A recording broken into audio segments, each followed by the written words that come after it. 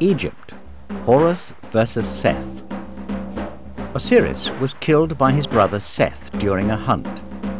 Isis revived the dead Osiris in order to conceive a child. Isis gave birth to Horus while concealed in the Nile Delta marshlands and brought him up under the constant threat of Seth. When he grew up, Horus regained recognition as the sole inheritor of Osiris at the trial of gods.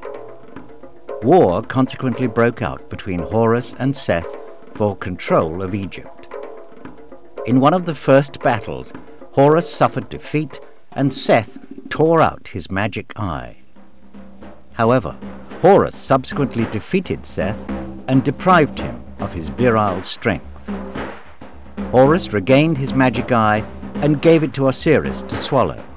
Osiris was thus restored to life, but he had no desire to stay on Earth and transferred his throne to Horus, preferring instead the throne of the world of the dead.